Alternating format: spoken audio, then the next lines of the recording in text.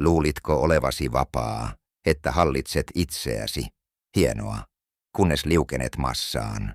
Joukoissa menetät järkesi ja sinusta tulee osa jotain primitiivistä. Vaistosi ottavat vallan. Yksilöllisyys katoaa, jättäen jäljelle vain selkäytimen impulssin. Sinusta tulee lehti tuulessa, jota myrsky kantaa. Voittamattoman voiman tunne, illuusio, riittää kun sinulle iskostetaan murhan tai ryöstön ajatus ja sinusta tulee pyöveli tai marttyyri. Massa ei ajattele, se tuntee impulsiivisesti, muuttuvasti, raivokkaasti. Jokainen päätöksesi joukossa ei ole sinun päätöksesi. Peilaat vain toisen tahtoa. Olet marionetti, joka tanssii ulkoisten ärsykkeiden pillin mukaan.